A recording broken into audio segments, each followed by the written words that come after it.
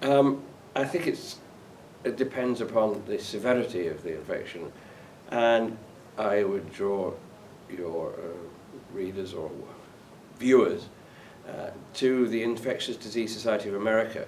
They've got excellent guidelines that were last published, I think, 4 years ago, and they're working on the next revision now.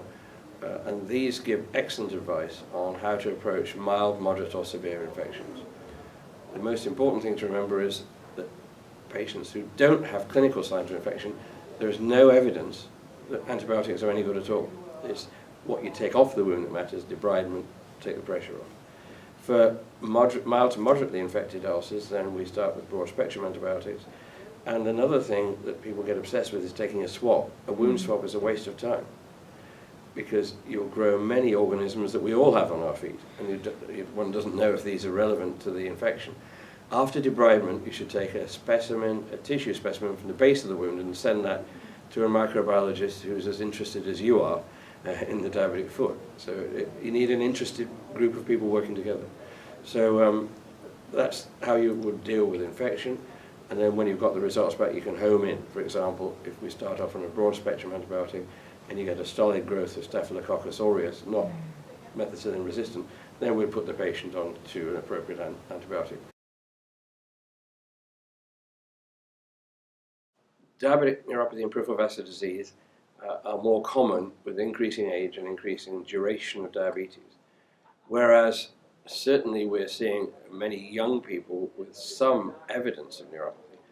Foot ulcers, fortunately, are extremely rare in patients under mid-20s, because diabetic neuropathy is, as I said, due to glycemic control and duration of disease.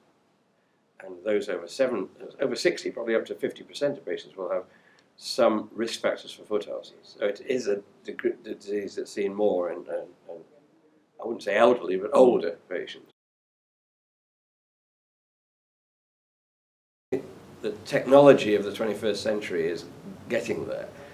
Just in press today is a paper from a group in this country looking at technology, and that is something like a bath mat you stand on each morning, but it's actually a temperature sensor.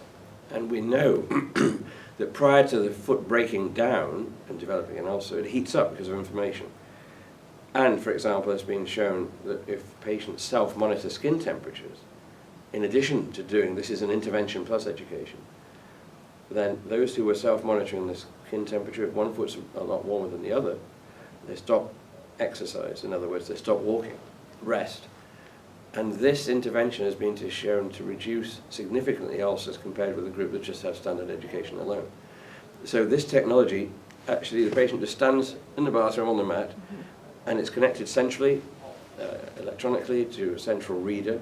And if one foot's warmer than the other, then the podiatrist or the nurse or the physician in the office will call that patient and say, you know, Mr. Smith, your left foot's much warmer, and I think you really need to have a couple of days of rest. And that might help to reduce foot ulcers. And I say, there's a paper just come in online today in Diabetes Care. I think Bob Freiberg is the first author.